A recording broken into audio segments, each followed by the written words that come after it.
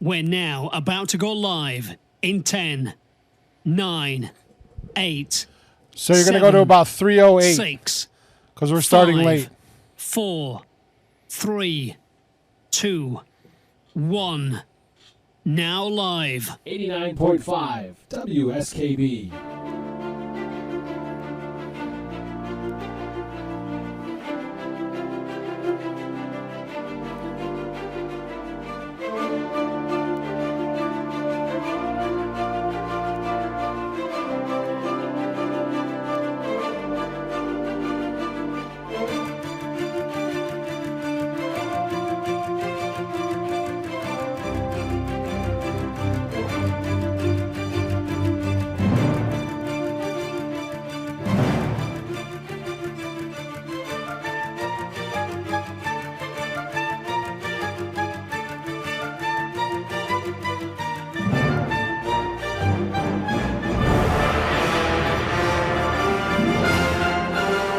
You'll be looking at the camera near the monitor the entire time because I have a virtual set built for just the two of us.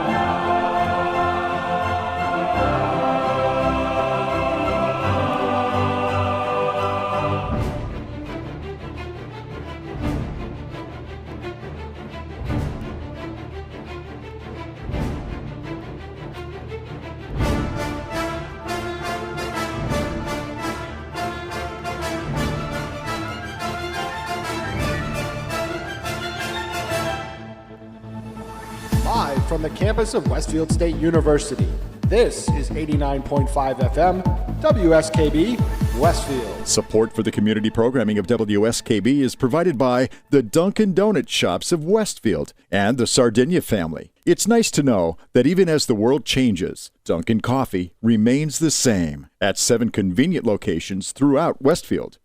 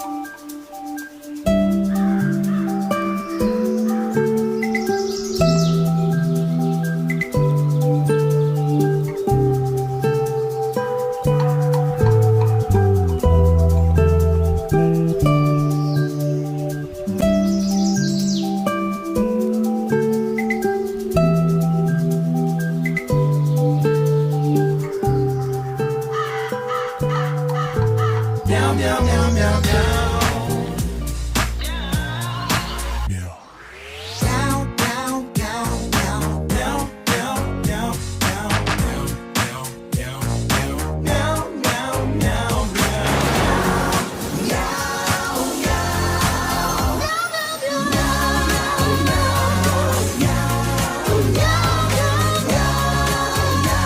The wet food cats ask for by name. Wow. Oh my gosh. What in the blue hell is that? That is some commercial for cats meowing. Okay. Oh my God. I look at this. Oh, wait a minute. I got to, if you're watching on Westfield. Hold on, wow. let me move you over a little Okay, bit. wait a minute. Wow, it's Tuesday, July 29th, 2025 and counting.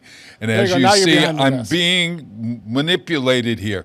Now, I'm sitting at a very tiny little desk. Talk about tiny desk concerts. Oh my God, look at this. It's tiny, No, Peter. watch. So I can, you're going to make I it can bigger? do this. Oh, I see. Okay, gotcha. That's great. Or we can do this. Look at, I like this a lot. There you go. Oh, this is very good. Look at this, everyone. Now if I look over here, I'm looking at the monitor. yeah. If I look over here, I'm looking at the camera. Correct. And I'm looking at all you folks out there in television and radio land. Well, I'm not In looking at the television land, radio. yes. I'm not looking at anyone but the camera, right? But doesn't it look like I'm looking at you now? Yes. Okay. So this is very hard because my over here to the right, there I am. I'm looking at myself. So when you see me like this, I'm going, is my hair You're on in the place? camera right next to you. Should be looking at the TV. I am looking. Oh, no. But when I look at the TV, then The camera you see. you're looking at is right next to the TV. Yeah, but now I'm looking at the TV. And on camera, it looks like I'm not looking Camera's at right people. next to the TV, no? Yeah, it is. I'm looking at it right now, and that's better. But I'm not looking at the television. If the camera were above the TV, I would be looking at the TV. But because it's to the side of the TV, I can put it closer to the TV, I guess. we can try that. Yeah, I didn't know it moved that far away. or maybe above or below, if that's possible. That would be, at any rate. That's for us to decide, folks. Here we are. It's Westfield on Weekend Show. And if you don't know the madness, you are welcome to join and have a good 2 hours with us. We have wonderful guests today. We have some great discussion, and we are a cool cat on a hot day. Right? It's very hot today. We tape on Mondays for all you who know me. I get all confused about the dates and times, but you're watching this wherever you are on Tuesday, July 29th. And we're taping on July 28th, which is, let me see, it's my father's 111th birthday. Yeah. Really? Yeah. No, wait a minute. 112. He was born in 1912. Does that make it? Yeah. 112? 113. 113. Oh, my. 125. Oh, my gosh. Amazing, huh? He's not alive anyway, but he's up there in the universe going, wow, Bob, just get on with the show. Stop talking about me. That's what he's saying. He's with my dad, and they're cracking jokes. Oh, I think so. When your dad died, Pete? It's been like almost 20 years, I think, since 20 he's years? died. Yeah. Oh, it's about 13 years since my dad died. But both of them are watching us in the hinterland. When you think about where your father is, do you look up? Yes. And why is that, do you think? Why That's how we're think that- programmed as Christians. to think that heaven is up there? Is it beyond the northern star or something? Well, we always look up because that's what you think of as it's always talked about as ascension. So you look up. Yeah. Whereas, the more I live, the more in my 79th, soon to be 80 years of living, I kind of look all over the place. I feel like anybody that has passed on is right around me here. So this is kind of like heaven, or maybe, there are people who think if I look down and he said, my father's down there someplace, you'd think he was in hell or something. Isn't that strange that we do that? That we're programmed for that, up and down? Yeah. You know? Well, because that's how it was portrayed. Yeah. Where in reality, it's somewhere within our bodies that we feel this. And is it in the mind? Is it in the heart? Is it in the gut? You know, where in your body do you find that spiritual kind of stuff? Where in your body? You find it at your... Me, it's more in my brain than anything else. Oh, it's up here for you. Uh-huh. For me, it is when I'm really connected. I'll see if I can connect myself as we talk. Okay, here I am. I'm connected now. Okay. So it is somewhere between here, somewhere between my throat and, maybe my belly button or something. No, it's not, because that's my lungs. Yeah, it's my lungs. No, it's my belly button area. It's my neighbor. At any rate, does this make any sense to anyone? Is it worth talking about where we feel the spirit? Well, it's an age-old question. It is an age-old question. As I grow older, I keep wondering where I live. And as I grow up and I grow older, I keep thinking, well, I'm here in Westfield, Massachusetts, but I'm also, I'm on this journey towards someplace.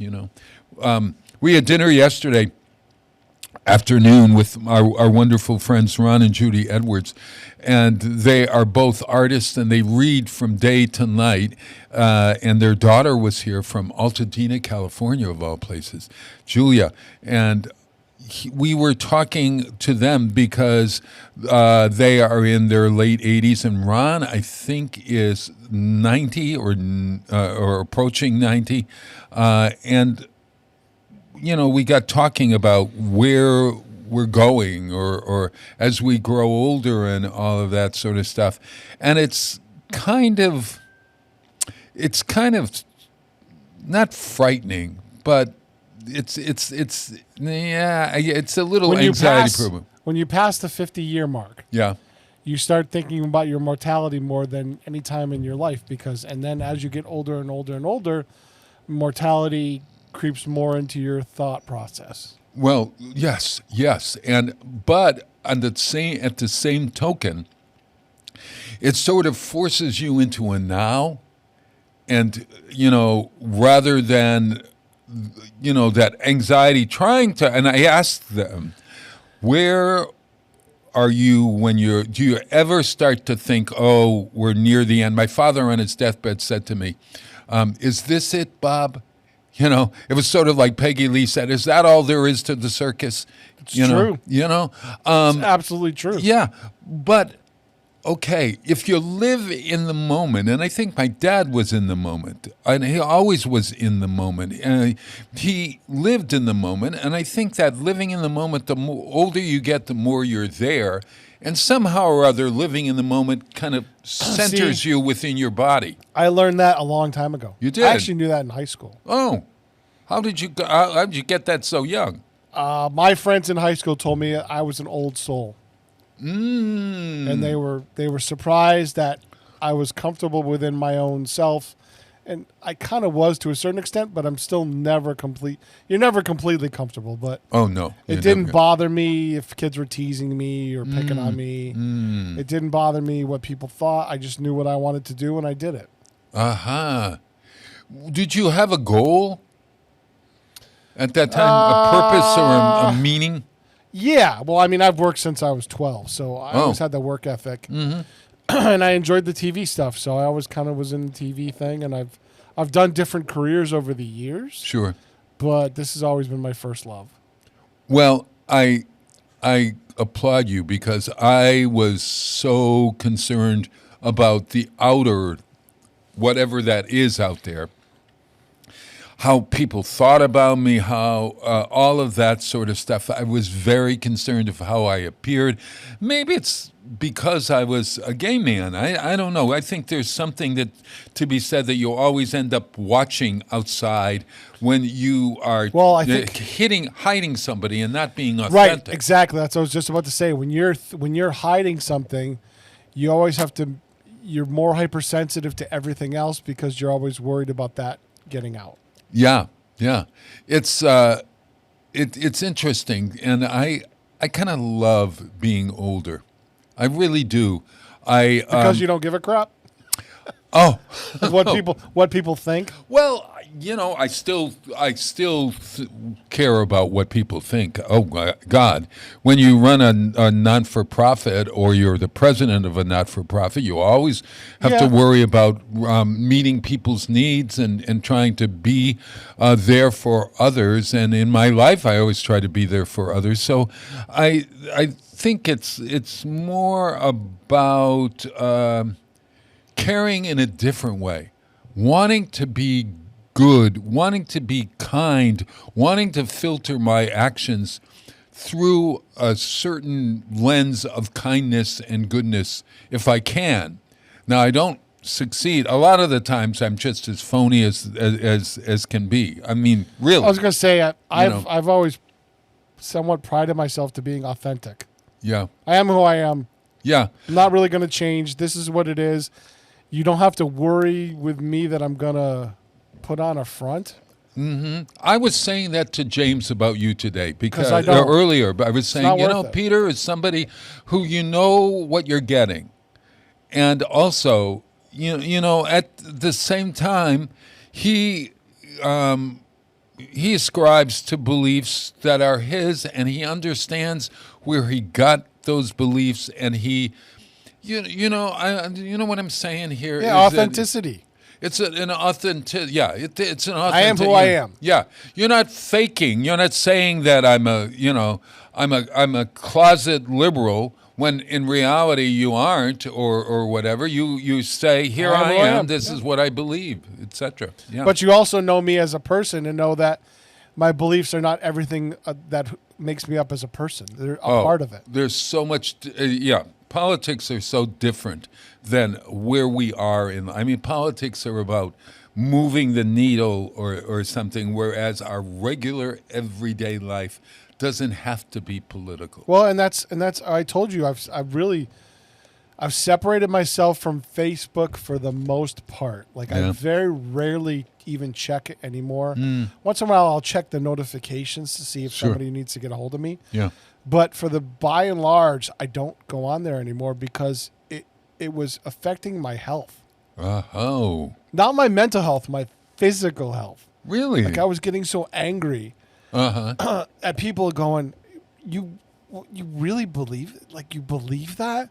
Like even when evidence shows differently or whatever, and just it was mind-boggling to me that people actually believe stuff that they're believing and spewing stuff that they're spewing, and I couldn't do it anymore. I was getting angry, and I was getting angry at people that I cared about, and I was getting angry at people in general, and I was like, you know what? I just can't anymore. Well, I don't even watch the local news anymore. Yeah. I watch some of the national news. Yeah. Because that's important to me. Sure. But here's the thing about the local news that I know that they're understaffed. And they're mostly in this market. They're young kids. Oh my God, are they young? That don't understand the market. Right. And that the people that have been here a long time are now retiring out. And so that's going to affect the news coverage. And they just don't have enough people to have they don't have time to develop the connections with the people that'll get them the real story. Yeah.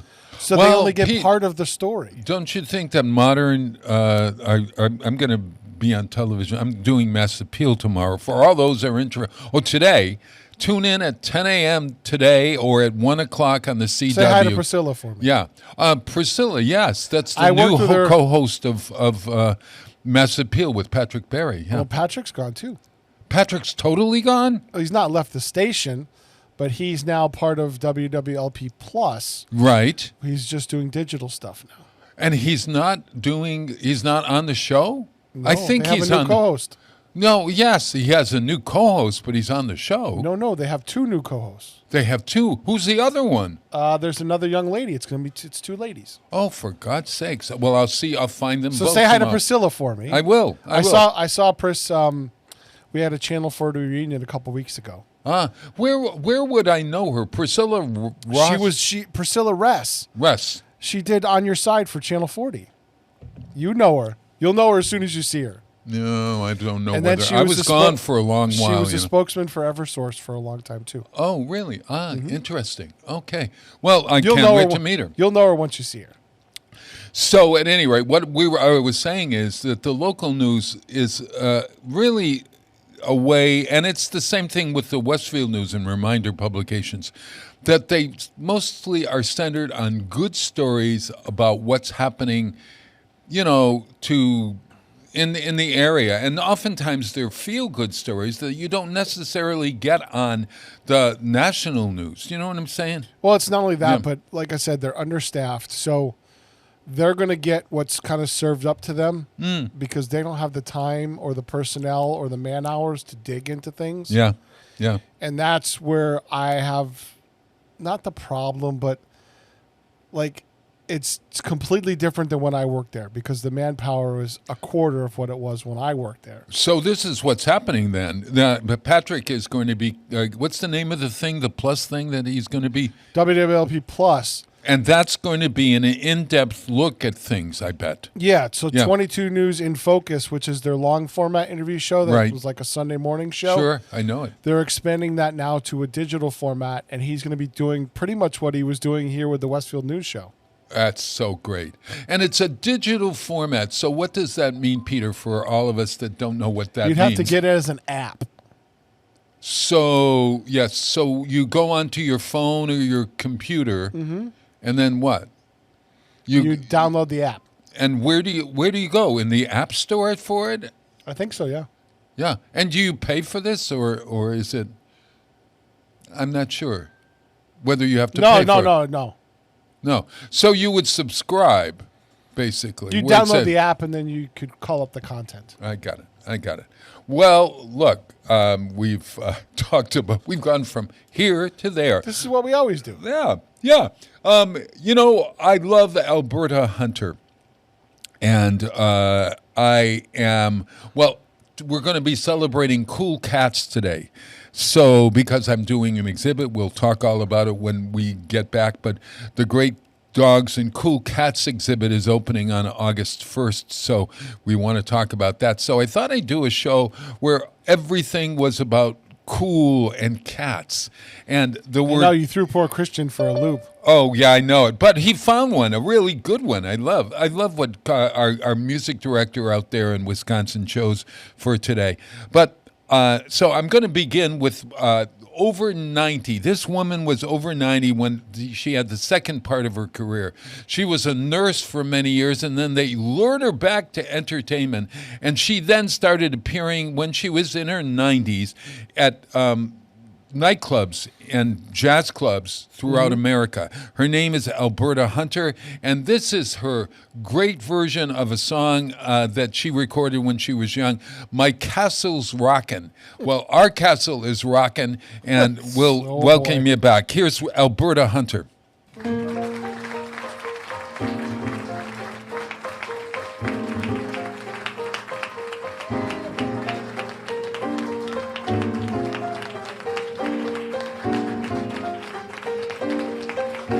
Come on up some night, my castle's rockin'. You can blow your top, cause everything's free. On the top floor, the third door to the rear. I swear you'll always find me. Stuff is there, and the chicks fairly romp with glee. Don't worry about a thing, cause I'm laying it on the line for protection. Tell them cats downtown to let their conscience be. Ah, come on up, bring your friends. I will start that ball a-rolling. My castle's rocking. Come on by and see. Come on, folks. I said now, tip on up some night. My castle's rocking. Yeah, you can blow your top, cause everything's free. On the top floor, the third door to the left. I swear you'll always find me. Stuff is there, the chicks fairly romp with glee. Don't worry about a thing, cause I'm playing it cool for protection. Tell him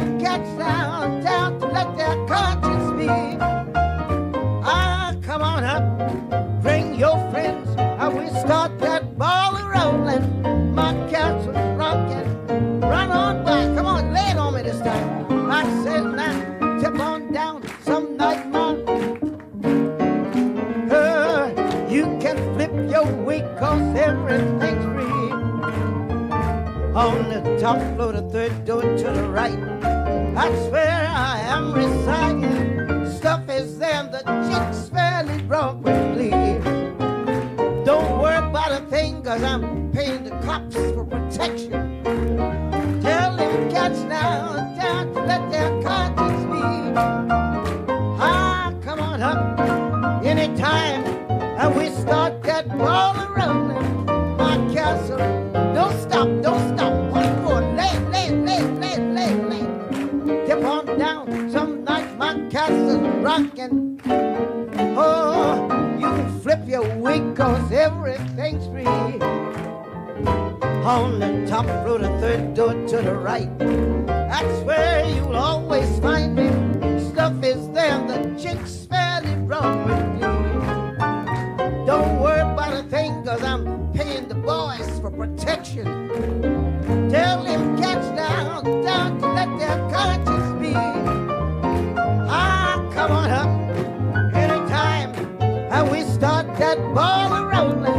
My castle's rocking, my joint is jumping, my pad is popping. Come on by and see. Yeah, thank you. Support for community radio on WSKB is provided by Betts Plumbing and Heating Supply Company, an independent, family-owned wholesaler serving Westfield for over 50 years, specializing in plumbing, heating, and industrial piping supplies. On the web at bettsplumbing.com or at 14 Coleman Avenue in Westfield. Join me, Tina Gorman, each week from 6 to 8 a.m. for Wake Up Wednesday, when my guests and I discuss health, wellness, and lifestyle reimagined. Community Radio. 89.5 WSKB. Live from Studio 120 at Westfield Technical Academy, this is WCPC Channel 15 and 89.5 FM, WSKB Westfield. Wow, it is Tuesday, July 29th. Look at this. Look at over there. Oh my God, it's so great. Now, if you look at the camera right there, see that camera? If you look at the screen, I'm pointing and I'm pointing off. Okay, so you're looking at the camera where you are, and you're looking out at the. Okay, I'm not looking. Now I'm looking. Bob, am I stop looking? worrying so much about the state. Am I looking out at everybody now? Yes, Bob. All right.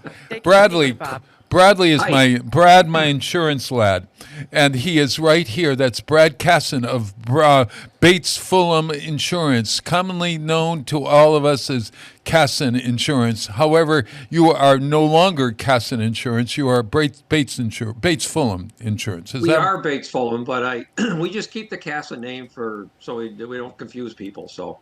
But we are part of Bates Fulham Insurance now. Oh, okay. Too late for that. Yeah, it's too. Yeah. And that beautiful woman right there is Amanda Waterfield. And guess what? Amanda is the director of the Greater Westfield, yes. Chamber of Commerce. When you say greater, what do you mean by greater?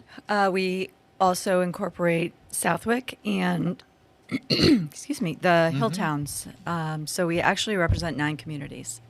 Nine communities. The vast majority of our memberships, however, are in Westfield. Well, all right. So, Bradley, can you name the 9 communities that she might sell? But let's see if we can come up with the 9 communities. Everyone, Westfield, Massachusetts is surrounded by, okay. Southwick. Okay, got it. Westfield. Southwick and Westfield. Russell. Yep. Russell. Blandford. Granville, Blandford. Oh, Blandford. Okay. Now let us get the next 4. Got 5.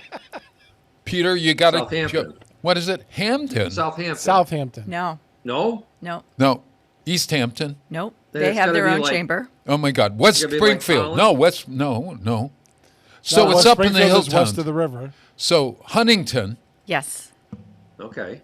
Blandford. You did Blandford. I did Blandford. Otis. Yep. No. Oh. Well, Chester. I think Otis is Chester. Yes. Chester. Okay. So there's one more. Tolland. Worthington. Cummington. Montgomery. Oh, Montgomery. That's actually part of Westfield. That's a. Montgomery is. People who live in Montgomery don't think it's part of Westfield. I know. I'm just kidding. If you I've write, lost count now. no, I think that's so. Okay, so that's 11 or so, or 12.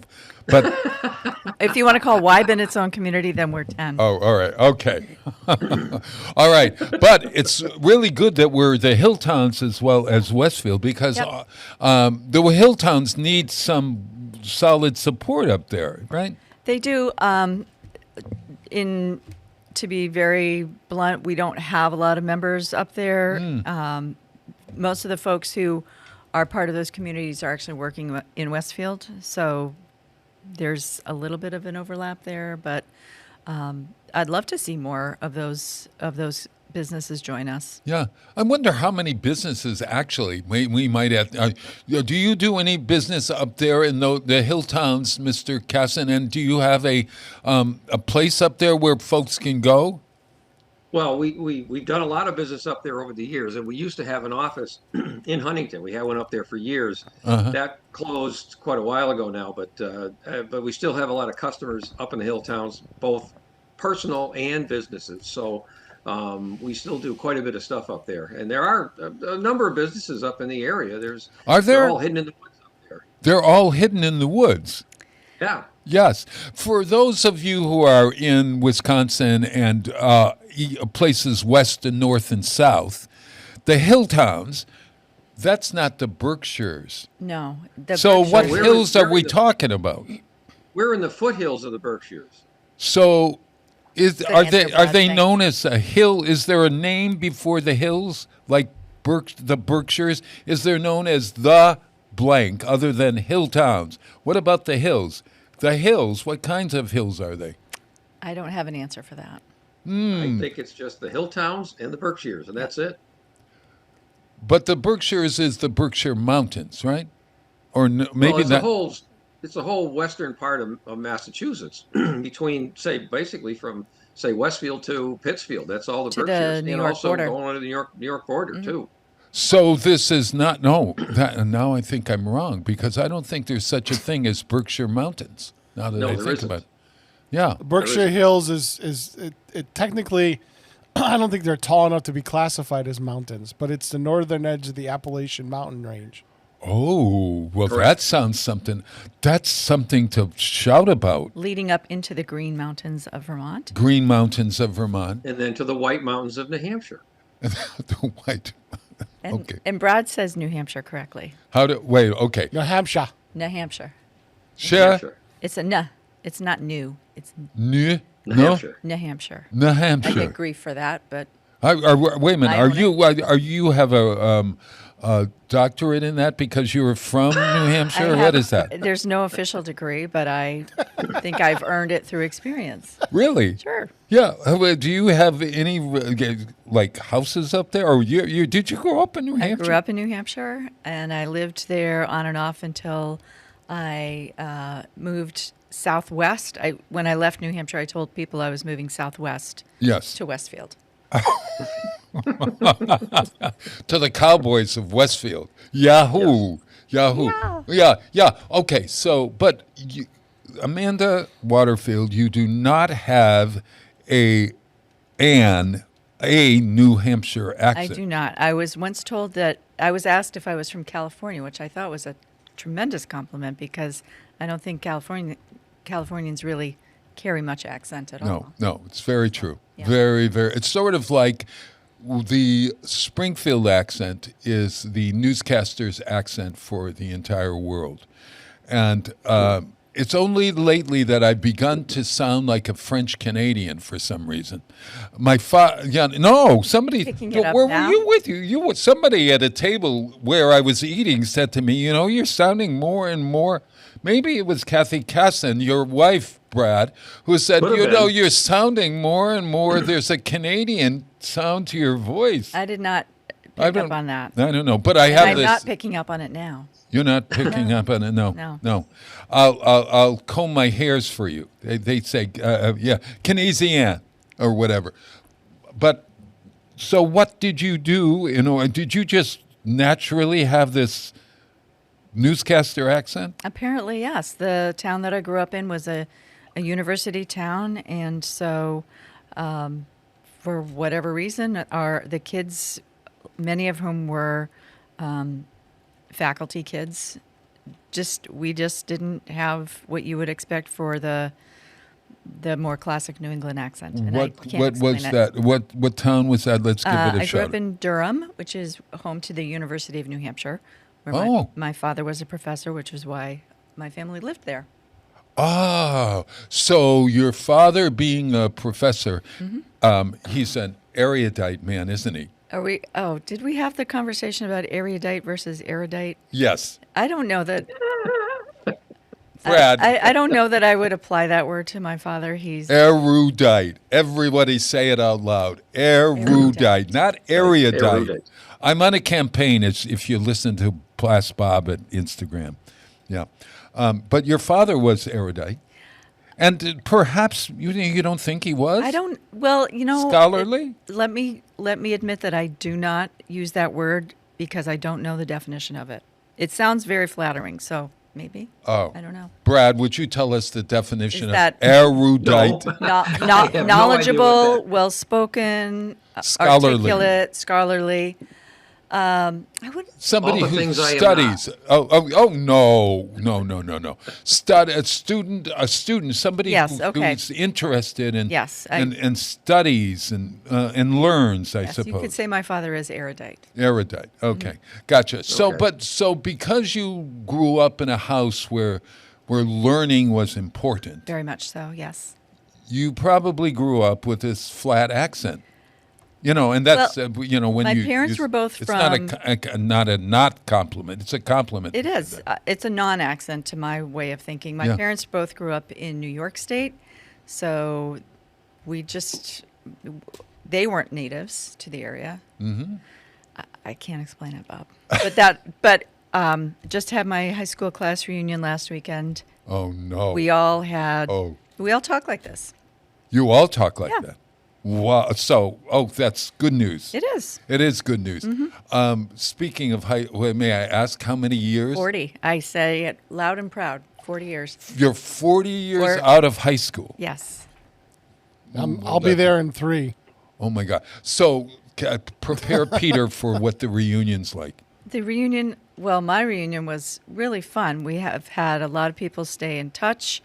And I will say that Facebook has been incredibly helpful in kind of bridging that gap of where do you live, what's your marital status, what's your job. We all kind of had a sense of that of one another and just really then got to enjoy picking up where we left off. Did you make physical assessments of the folks? Of course so. Of course you did. Yes. Yeah. And what was most surprising to you? Gosh, I don't know. I think we held up pretty well. On the whole. Okay. Yeah. Yeah. Yep. Who held up better, the men or the women? Somebody asked me that not long after the reunion, and I would say I think the women. Really? Yeah. But not by a significant margin, though. Uh-huh. No, I thought the guys looked really good. Okay. All right. See, when I go back to a reunion now, we're looking who's there and who's not there, because sometimes who's not there is because they're not there, period. Yes, we've been very lucky in that regard. Yeah. I will say that I posted a bunch of pictures online, and my younger brother made the comment that, I see a lot more eyeglasses than in the last photo.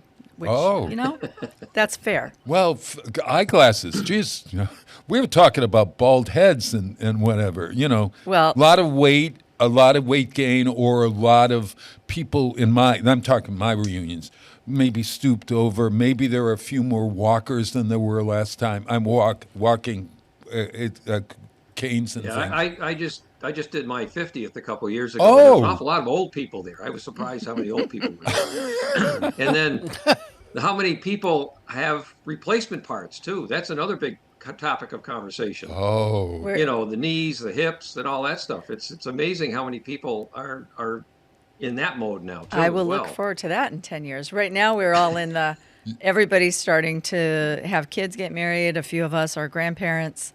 So that's the phase where we are now. Uh-huh. Yep. So Bradley, you have a connection to New Hampshire as well, don't you? I was born there. Oh, look, near Durham? No, I was in Keene. Keene, New Hampshire. Keene. Keene, So Hampshire. now you don't have an accent either.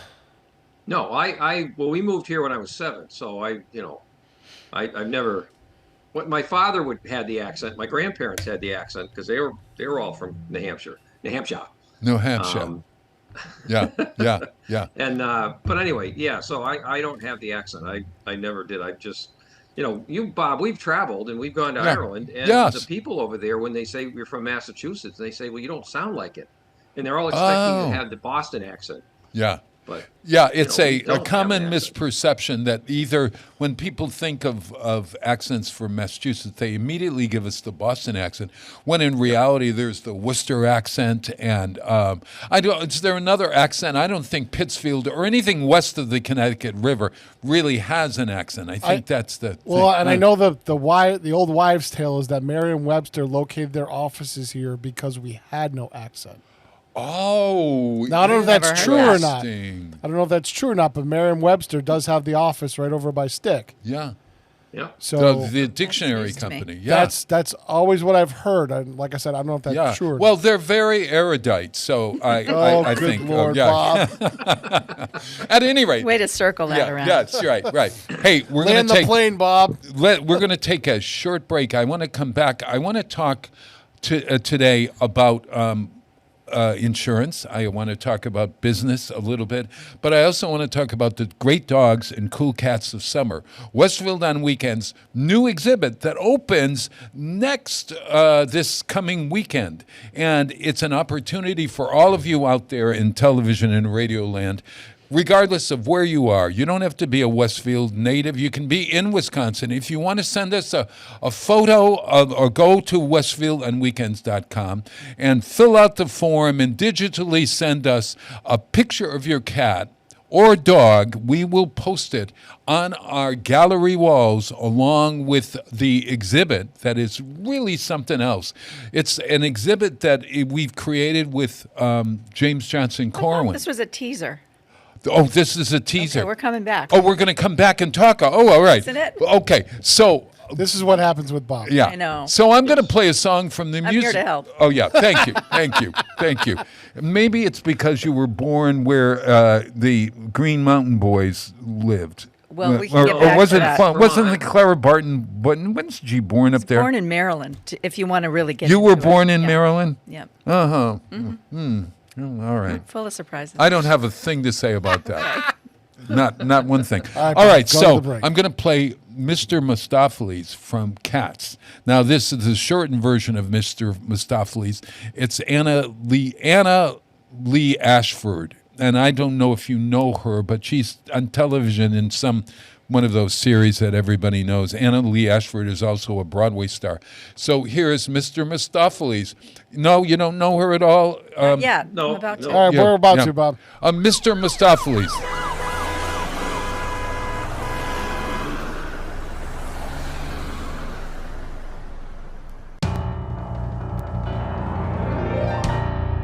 The greatest magicians have something to learn from Mr. Mistopheles' conjuring turn.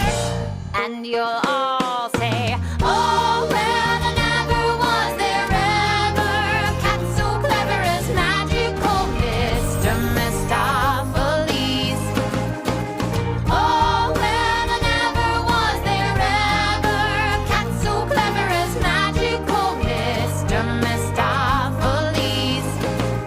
He's quiet, he's small, he's black. From the ears to the tip of his tail, he can creep through the tiniest crack. He can walk on the narrowest trail. He can pick any card from the pack. He is equally cunning with dice. He is always deceiving you into believing that he's only hunting for mice. He can play any trick with a cork or a spoon and a bit of fish paste. If you look for a knife or a fork, anything it is nearly misplaced. You've seen it one moment and then it is gone, but you find it next week lying out on the lawn. And we'll all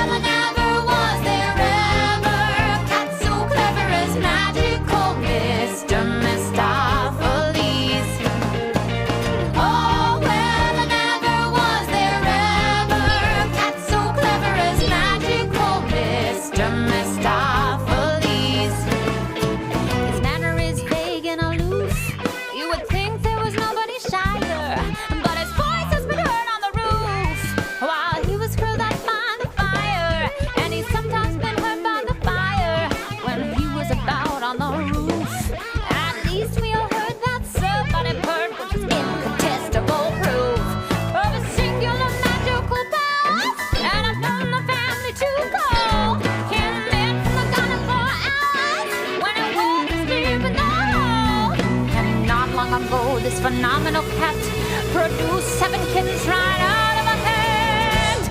And we'll all say, oh, well, never was there ever a cat so clever as magical Mr. Mistopheles. Oh, well, never was there ever a cat so clever as magical Mr. Mistopheles. Ladies and gentlemen, I give you the marvelous, magical Mr. Mistopheles! Underwriting for Community Radio on WSKB is brought to you in part by Rockies. Over 30 convenient locations throughout Massachusetts, Rhode Island, New Hampshire, Connecticut, and Florida. One of the nation's largest ACE dealers. Expertise and great product selection in paint, hardware, lawn and garden. That's Rockies. Rock solid service since 1926. On the web at rockies.com. Listen to me, Michael Buster McMahon, Mondays 8 to 10 a.m. to learn the stories behind your favorite songs. Or don't. I'm not the boss of you. Community Radio. 89.5 WSKB. Live from Studio 120 at Westfield Technical Academy, this is WCPC Channel 15 and 89.5 FM, WSKB Westfield. Wow, it is Tuesday where you are, July 29th, 2025. Brad, what are you and doing? counting. What is it? I tried to do something and now I'm stuck. Oh, that's Brad, our host. Brad, our He guest. shared his screen. He's shared I his didn't screen. mean to. How do I get out of it? I'm trying to figure that out now. This is sort of like Tron. It's like that Disney movie Tron where they get trapped inside of a machine or something. Brad, my insurance lad, is trapped. And so... no, we're all trapped. You're all trapped. We're all trapped. I've got you all trapped in my little web. I gotcha. Well, you work on that. I'm not doing that. And we'll watch, the folks who are watching on television can watch your adventure as you try to escape from this. Meanwhile, Amanda and I will keep the fort going and talk about the great dogs and cool cats of summer. We talked about it the other night at dinner. We had a wonderful dinner with my dear friends Brad and Kathy Casson and Adam Wright and Amanda Waterfield, and we were at Tavern on the Hill. We had a lovely evening. We did have a bit of a smoky overview across the valley because of the wildfires coming out of Canada, but what a wonderful dinner we had. Yeah, it's a great place. It's a barbecue place right down from the oh, there you are. Welcome back. Welcome back. Brad, it's right next to the log cabin, and the log cabin has been there forever, right? Yes. And so it's the restaurant right there, and it's right down from Skinner Mountain. Mount Tom. Oh, it's Mount Tom. Yeah, it's Mount Tom. It's right across the entrance to the Mount Tom State Park. Yeah. So we were at dinner, and I was telling everybody about the great dogs and cool cats of summer. And so, as I said before, we listened to Mr. Mistopheles, who's one of T.S. Eliot's cats from the book, Old Possum's Book of Practical Cats. And that is a classic book. You must look it up if you haven't seen it, because what he does, he writes these incredible poems. Now, T.S. Eliot is the king of free verse. Do you know, have you ever heard of that, the king of free verse? I've never heard that, no. Okay, free verse is poetry that can rhyme. It doesn't have to rhyme, okay? So a little unstructured. Unstructured. But what he did was he tells the story about Old Possum, who collected all of these different cats.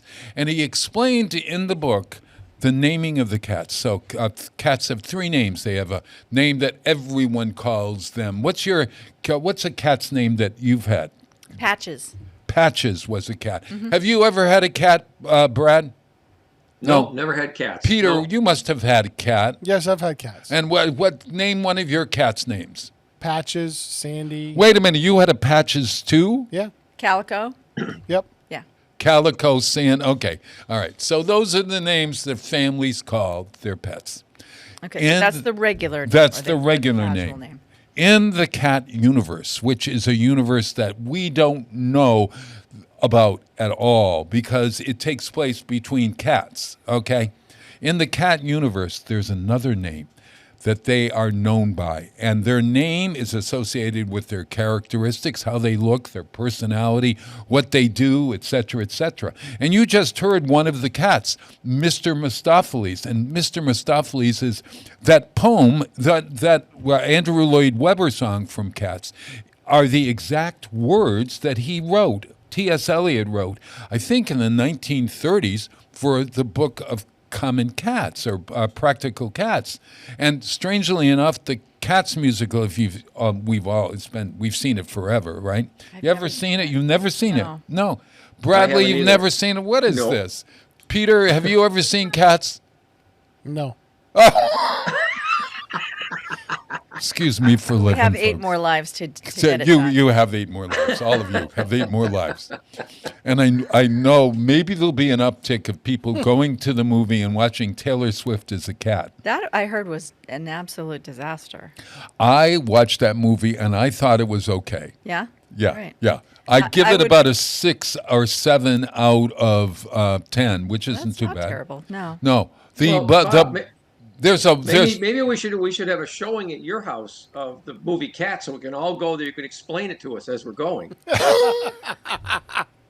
Well, it is. It's a plotless musical in a way. What Lloyd Webber did was he took, or Andrew Lloyd Webber took the words of T.S. Eliot and put them to music. And then the director, Trevor Nunn, made a story. One of the cats' names is Old Deuteronomy, and that's one of the special names. Nobody knew but the cats what the special name was, okay? So His you real mentioned- name was Buster or somebody, but, So you have the cat name, then you have this secret special name. special name. And then you have a name that only the cat knows, never reveals to anyone at all. It's the name within yourself. It's What your is the purpose of having a name that no one else can use or knows? Right. What's the point of that? There's gotta Actually, be it was something to it. It was originated in the series Doctor Who. Because Really? nobody knows the Doctor's real name. Including the Doctor? Well, the Doctor knows his name, and he's told a few people, but apparently that's a secret that will never come out, the Doctor's real name. There we Why are. is it a secret, though? Yeah. They kind of explain it that it could mean the end of the universe. If it ever is revealed. It's sort of like if God revealed who he really is, would we, it's, I don't know, does that work? My thought is this. Deep thoughts with Bob Platt. Yeah, deep thoughts. Here we are. Is that what I signed up for Yeah. Tuesday morning? Yeah. That's what I sign up for every Tuesday morning. Every Tuesday morning. Hey, listen, this might be the case. When you're thinking about yourself, and I don't want to turn you into a person who has dual personalities or anything, but I am a Gemini. you might think of yourself as, well, Bob, what do you when you're talking to yourself, what do you call yourself? I could call myself Bob, but when I'm Usually only you talking dummy to for me. myself, I could call myself, hey, genius. Or what? I mean, I can make up a name. Hey, loser. Or I've just, Or you could call him Daryl or his other brother Daryl. Yeah, I could be Daryl. That's not a bad name now that I think about it. But at any rate, it's the 3 names that the poet T.S. Eliot says. So there are all these different cats. And so what we've done with James Johnson Corwin, incredible artist, illustrator, we have recreated the cats from Old Possum's book of Practical Cats. And they're so charming and beautiful, oh my God. But we decided that we would reinvent the story and we would reimagine it. Okay, so I made up this tale. All right, a cat tale. All right, get it?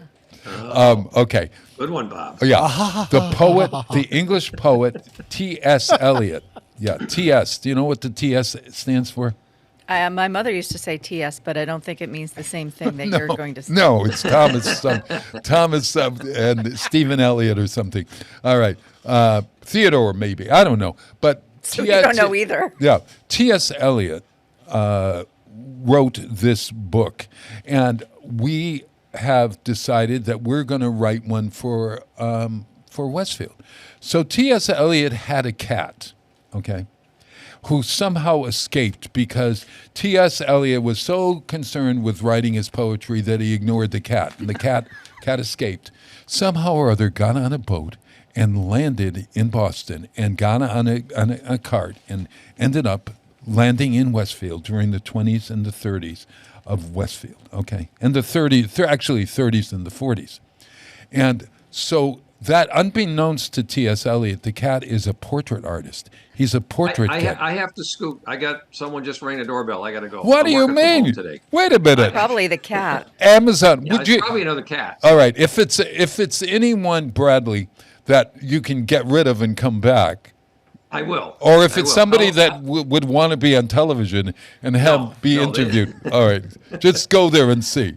I'll try to come back in a few minutes. All right. Okay. All right. So get this, everyone. Good Lord. Yeah. You don't get that on live with Kelly and her husband there. Mark. You don't get that where you say, "Excuse me, I've got to go and answer the door." Yeah. Okay. So the cat, T.S. Eliot's cat, is got the nickname Old Westfield. So Old Westfield was a portrait artist who painted all these portraits of the cats of in Westfield at that time. So there was a chef. There's the City Hall cat, Alice Burke's cat. And so we have, there's a librarian cat. There's a Stanley Beveridge had a cat. So it's a gardener's cat, you see. So you'll see this. And so you're going to see all these pictures and the stories and the poems that we create down at Westfield on weekends. And then on some of the walls, we're going to have the photographs of the cats and the dogs that people submit. Then you come in and you vote for those cats and/or dogs. And we give a great dog prize and a cool cat prize of summer. What kind of criteria are we using to evaluate these pets? These pets are, well, for instance... Is it a cuteness? Is it a uniqueness? Who is you're voting for them on the overall, who's the one you're drawn to the most? Okay. Who is your favorite cat? Now, some people, think that their own cat is the most. So they play, yeah. But we ask folks to really be truthful and vote possibly for someone else's cat. And so therefore, and if that's the case, then they vote for it. And then the one who has the most winners, the most votes gets that. But we also have a committee that has criteria. Okay, and I don't know what that criteria is right now, but what we're looking for is a cat that is representative, and a dog that is representative of the population of pets in pet-owning America. I believe, if I'm not mistaken, I just read that Friday is National Mutt Day, so Mutt Day. Could tie that into what's happening. Yes. At WOW. Yeah. National Mutt Day. We are opening on National Mutt Day. Well, double check the date. I know it's sometime. I think that the dog days of August actually are happening now. It's something, I think, where did I see it? In fact, I think I have it on my notes here somewhere, that the dog days of August are actually happening soon. Dog days of August. Dog days of summer, July 3rd through August 11th. Strangely enough, the dog days of really summer. Good timing. Yeah. So, at any rate, it's one of our most popular exhibits, and we love it. We're also giving an award. We're asking folks to come up with a special name for their cats, okay? And a name that only the cat world would know them by. Okay. And looking at a cat and saying, "Oh, let me come up with a magical name for my cat." Something a little fancier than Mr. Cranky Pants. Yes, or it could be Mr. Cranky Pants, but something that, like Grisabella or Mr. Mistopheles or Rum Tug Tigger or whatever. Here's one for you, Bob. Look at that cat! Oh my God! Why do cats always look like they're judging you? They always look like they're judging you. Very judgy, and Yeah. Nice look, but also very handsome. I like a beautiful. short-haired That's cat. Cleo. You like a short-haired cat. I like a long, fluffy-haired cat. Oh, yeah. Not for I me. don't like hairless cats. No. No, it's sort of like I've had this aversion to Chihuahuas, and the same thing is true of that they tend to be ugly, skinless cats. Well, Not skinless. Cats. hairless. What do you got? Hairless cats. Chihuahuas have hair. They're just very, very short. You have Chihuahuas, don't you? No, Or you had a Chihuahua. I've never had a Chihuahua, nor do I plan to. Oh. I have a pug beagle mix. A pug and a beagle. Mm-hmm. And she's going to be in your contest. I can't wait. Yep. Okay. Well, what's her name? Queenie. Queenie. So. She came with that name, and she. All right, so you're going to have to come she's up with earned a magical name for her. I think To that work won't with be a it. problem. All right. Okay. There you go, Bob. Yeah. All right. Oh, look There's a at better this shot now. of This is a picture also of it's Cleo. a cat lying on. She's looking up at me. She's on Peter's stomach, looking up, and so the eyes are where the mouth is, and so it's an upside down cat. Yes. She's beautiful. I love this. And that picture could get into someone's heart. That's what we want people to do. Bring in the family and say, look, which picture gets your heart?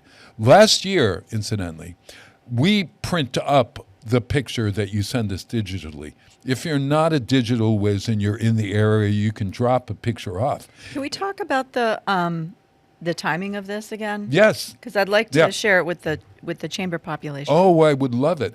It starts on August 1st, but people can submit right straight through. What's the website, Bob? The website is westfieldonweekends.com. Okay, so we can start on Monday. You can start on Monday. You could start today if you want. Okay. And send. Now, you can send all the way through the month.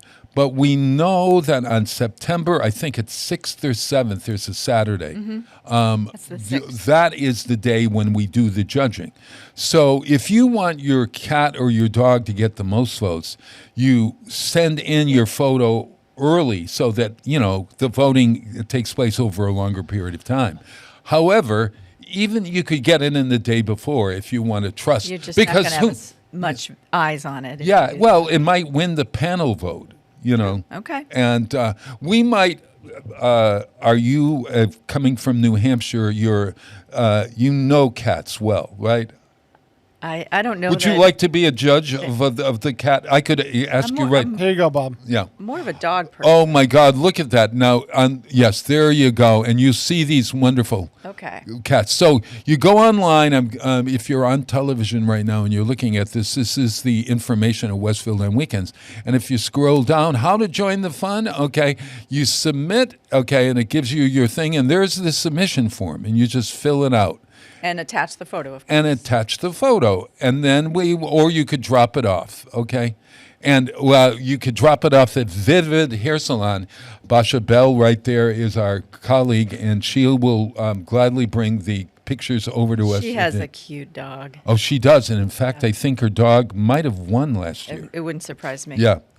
But who Brandy, knows? the boxer. Oh, I thought my Frankie was going to win last year, and then I thought, I can't win because would that be crazy for the board of WOW to win a contest?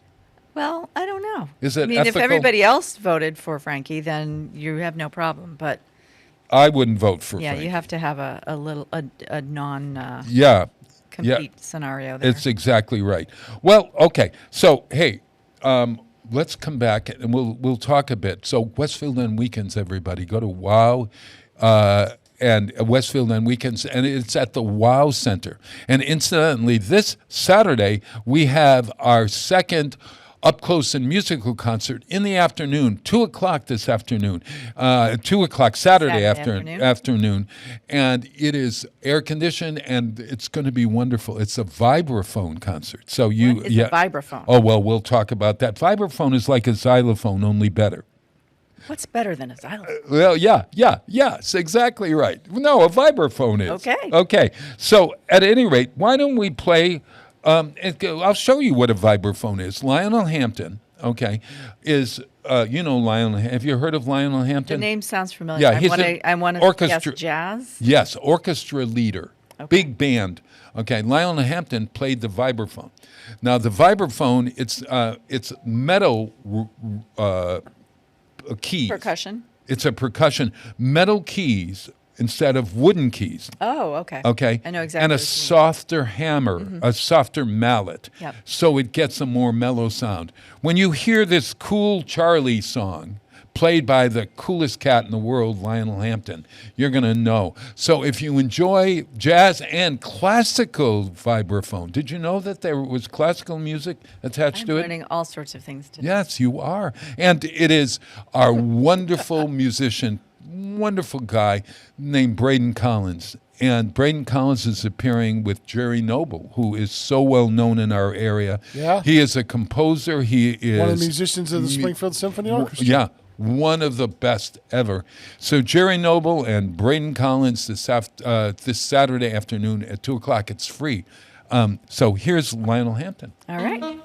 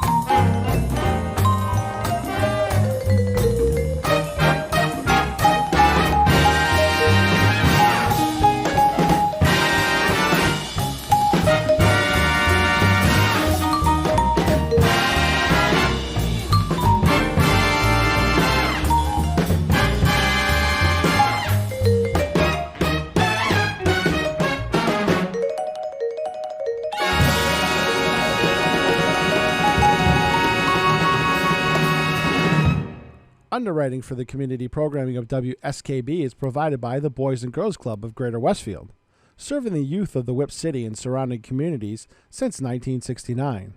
For more information on the Great Futures Club for ages 3 to 5, happening weekdays, and the Club Teen Center for ages 11 and older, weekdays from 6:30 till 8 p.m., go online at bcgwestfield.org or visit the club at 28 West Silver Street.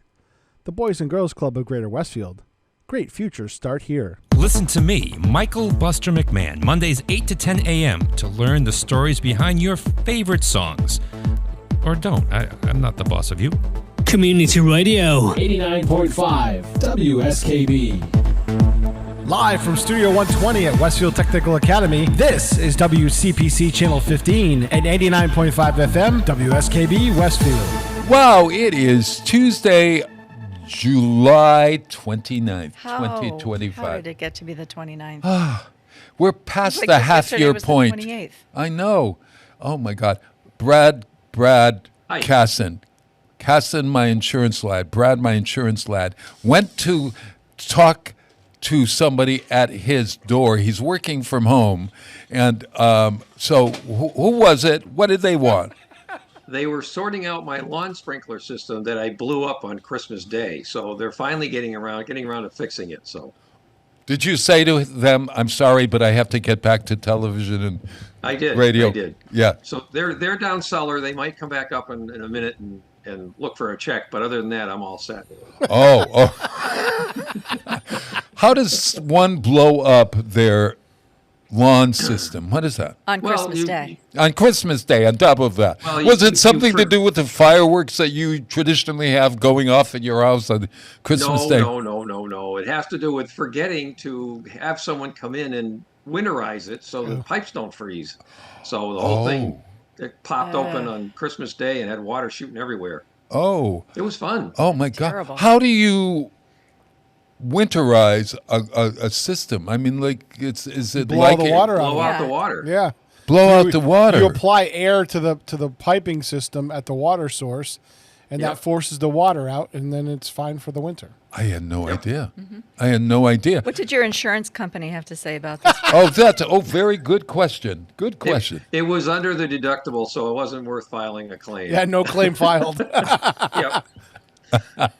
What happens when the insurance man files for himself? Is that considered?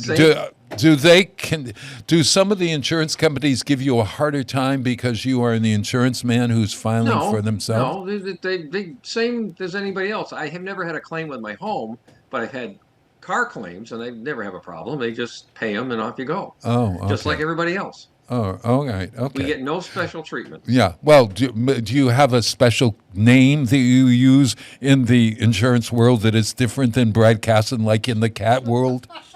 Are you known as other than Bumbelina dummy, or something? Just dummy. That's usually something stupid that I did. So. All right. Okay. So we were just talking.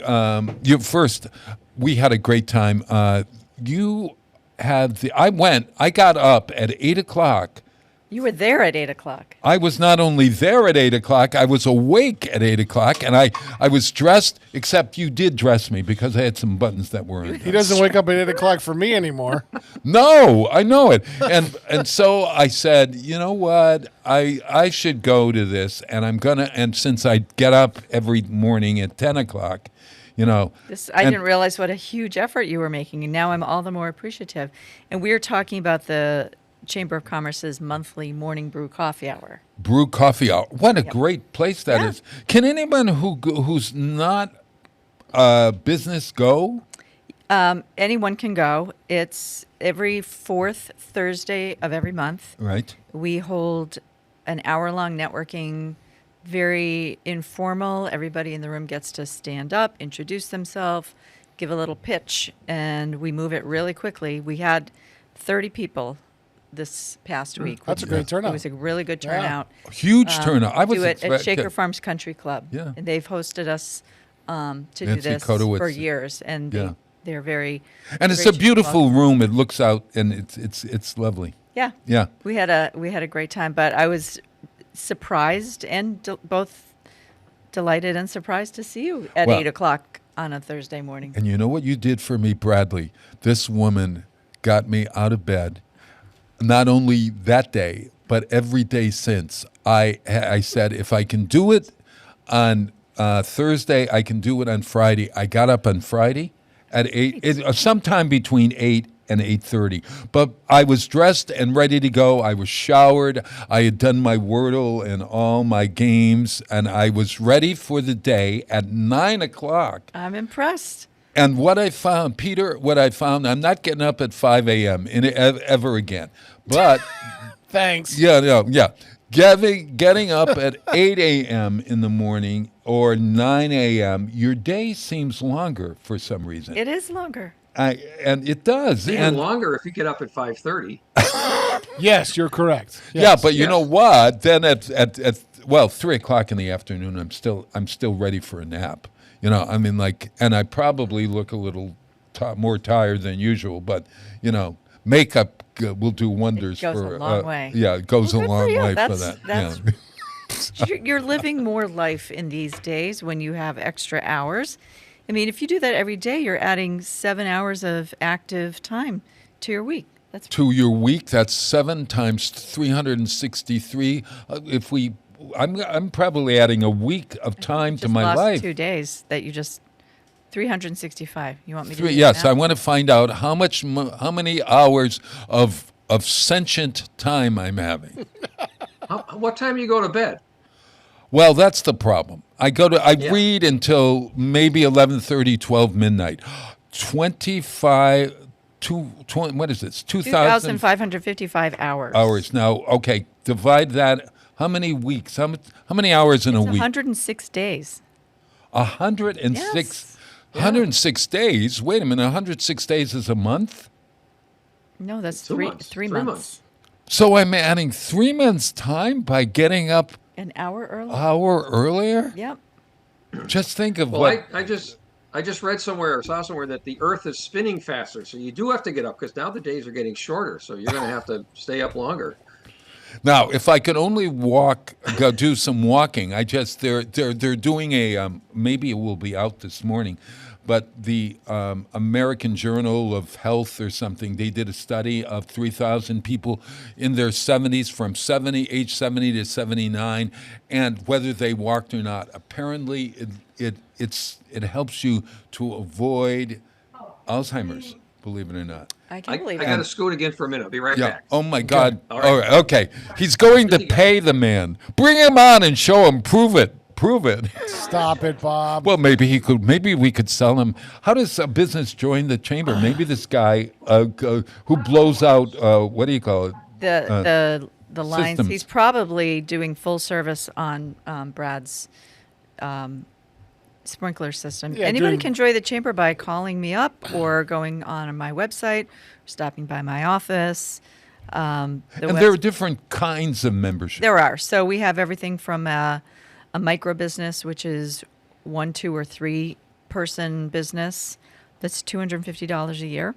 Oh, my gosh. Right up to the highest level membership, which is, I'm blanking on the cost of that. It's a little over $3,000. Oh my gosh! So what it is depends that? on your business size, the amount of sponsorship that you want to do. Those top level sponsorships or memberships rather entitle the business to give a presentation at one of our largest events during the course of the year. So and probably get advertising throughout the year. Yep, a lot of perks, visibility, and graphics on our programs and website and things of that nature. So when you get to go on this in the network thing, you stand up and you have your. I talk about it. So I was able to talk about what was happening to all these people, and then I hear about these. Well, there was a sound. Some guy was talking about sound and saying how he would. What's the? I think you're talking about ADD or DDS Acoustical. What is it called? They're a business that they install acoustical solutions for places that have a bad audio situation. Quality. Like if your restaurant is really loud, or if your office space is very echoey and it's hard to have conversations, he can come in and make some adjustments with. Well, we want to baffles maximize and sound deadening stuff. Yeah. Sound deadening, yeah. We have a really good sound system at Westfield on weekends, so that when we have a concert like this Saturday at 2:00 with the vibraphone, you can actually it's a good sound. But I said to the young man, I said, come and look at and because we'd like to maximize and figure it out, and maybe we could work out something. And he's perfectly willing. Yeah. There was a new tree company in town as well. Yep. Sat right behind me, and I said, I'm always in need of somebody cutting down a tree at my place. Yep. So you made my point very well, Bob. The first gentleman that you mentioned is a chamber member, DDS Acoustical. The second gentleman is a prospective member. So he's not a member yet, but we welcomed him to come and learn about what we do. And anybody who's interested in the chamber, I would encourage to come to that morning brew, because it's you get a free. coffee. There's no obligation. Coffee, fruit salad.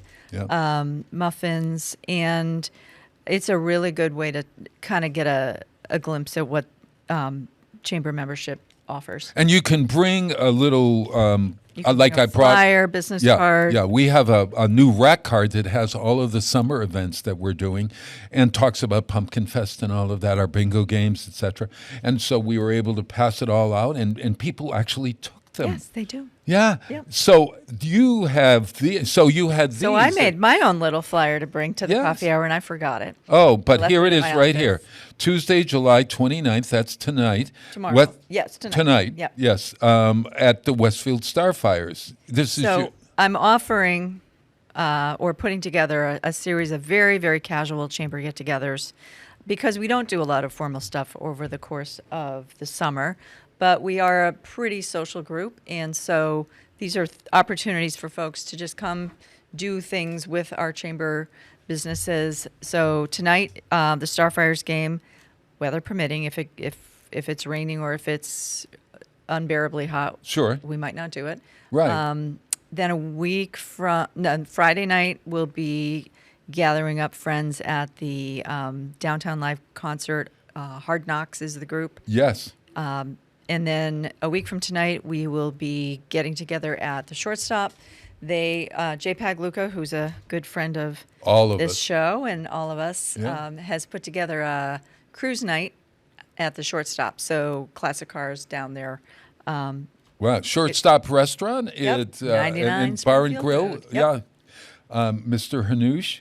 Yes. Nabil Hanoush. Yep. Yeah, who's really a great spirit. He just reopened Smithland. Yep. Yeah, which is great news for I think everybody. It's wonderful for Westfield. Yeah, to yeah, have where them Agway stay. was, everyone. Yep. Yeah.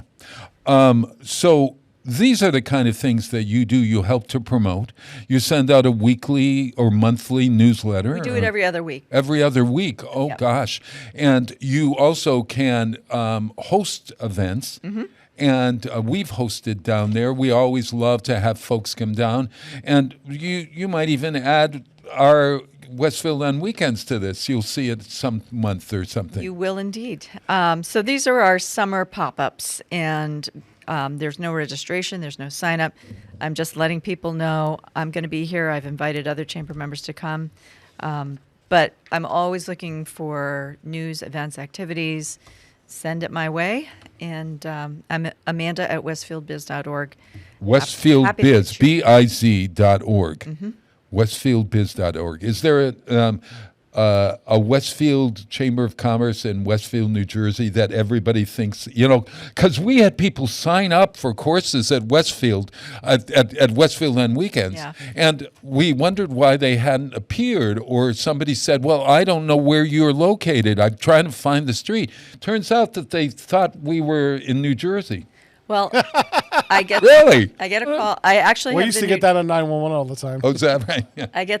I have the New Jersey Westfield, New Jersey Chamber number on my bulletin board because I get calls for them often. The past 2 weeks, I got calls for the Westfield, New York Chamber of Commerce, which I didn't. How about Westfield, Indiana? Have you gotten Westfield, Yes. Indiana yet? Yep, I have. We used to get those two on the 911, our emergency console line. We used to get calls routed all the time for different Westfields. There is also Westfield, Ohio, but I've never gotten a call for them. Yeah. But I didn't even know there was Westfield, New York. and they don't have a Chamber of Commerce. So people. So maybe they could join our Chamber of Commerce. Yeah. It sounds lovely. It's on the lake. Oh, it's on a lake on top of everything else. Yeah. Well, wow. I'm going to check it out. Hey, I love that. So it's westfieldbiz.org. Is Correct. that the website as Yes. well? Yep. Okay, so for the Westfield Chamber, Greater Westfield Chamber of Commerce, for joining and for finding out what's happening. Events, looking at our business directory, and all of our members are listed in our online directory. Right. And you are within steps of the Renova building where the WOW Center is at 105 I bet I could hit Elm you with a water balloon if I tried really hard. Oh, well, yes. And if you join with Brad Casson, who's back in the picture, did you pay him, Yes. Brad? How much? Oh, yeah, he's all set. How much was it? $490. 400 and. cheap. Oh, was that Yeah, cheap? he had to put a new controller in. Oh, okay. Gotcha. Now, Yeah. what's the business, and is it something that we could get our wonderful Amanda Waterfield on? They are located in East Long Meadow. East Long Meadow. So therefore, they're not. So I mean, they're Wrong side of the welcome to river. join us, but I would never poach a business that's not in my territory. So that's not cool. there's an East Long Meadow Chamber of Commerce, maybe. There is. Yeah. East of the river, 5-town chamber. Ah, gotcha. And you all work together, or We do. We're pretty compatible. We do a couple of events together at least once a year. Yeah. Yep. Wild. Okay. Hey, so I'm going to play. Oh, this is so cool. This is a cool cat number, if ever there was. Have you ever heard of Benny Benack III? Benny Benack. I feel so ignorant when I'm with you. You pull these things out of no. Well, I never knew culture who that Benny. I don't know. You know, Benny Benack is a young man who scats. You know what scats I know is? what scat is. Yes. Well, yeah. Would you? The Velvet Fog. Speaking of, pardon? The Velvet Fog. Mel Torme. Mel Torme, yes, That I know. Yeah. used to scat. And if you notice, scat is actually cats with an S in front of it. When somebody scats. Yeah. And scatting, would you explain what it is? My definition would be a kind of a jazzy, almost a chatty sort of articulation without words. It's more just like syllables of sound that are slightly musical and very spontaneous. That's exact. Oh, there you have it. And indeed, you Where's don't my really prize? you don't really do the tune. Okay, you scat. You're like a jazz instrument, like the vibraphone. Right. Saturday at 2 p.m. free at the center at 105 Elm. At any rate, so it is, and he's a great scatter. And so Benny Benack, Bennack III, and this is a long song, but I got a short version of it. It is with Veronica Swift, and it's called Social Call. You're going to love this. Listen to this. Oh, and it's what they do is they take a person's jazz song, and they put real words to it, and then they scat. You'll hear. Gave you a buzz, that's all.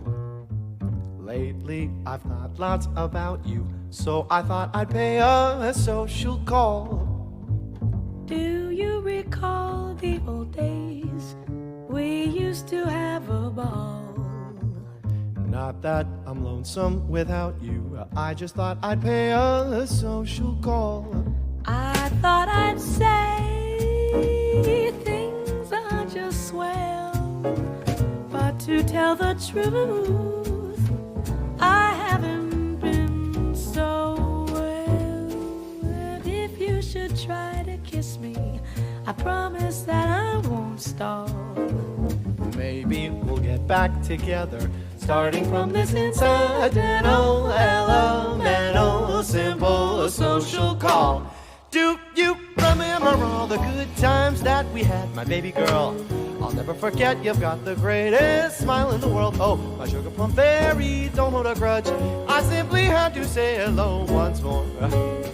And am I insane, or do I really see a world where you and I could be together forever? Wait, buttercup, don't slam the door in my face, unless you really want to spill my heart all over the place.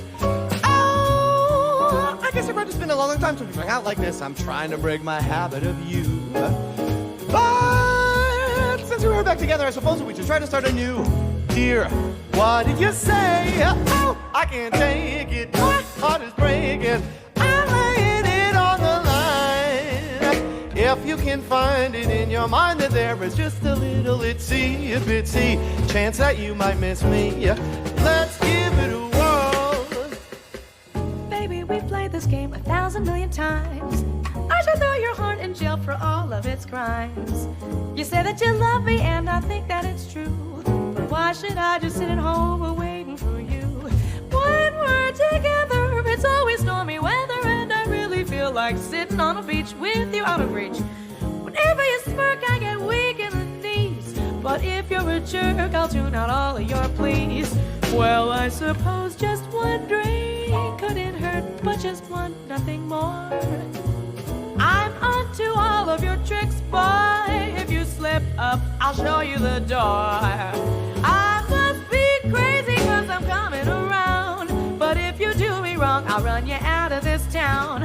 I guess that I could give you one chance now to prove you're the man who can love me every day and never leave my side ever again.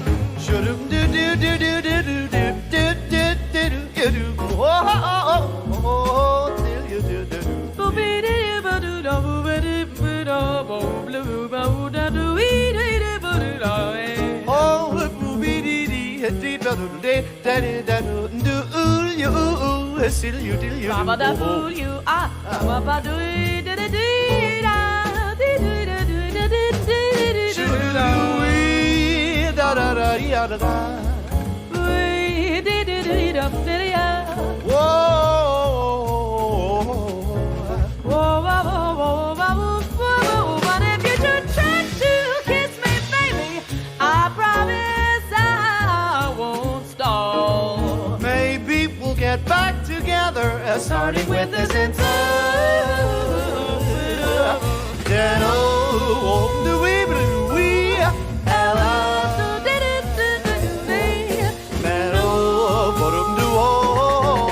Simple social call. Support for the community programming of WSKB is provided by the Dunkin' Donut Shops of Westfield and the Sardinia family. It's nice to know that even as the world changes, Dunkin' Coffee remains the same at 7 convenient locations throughout Westfield.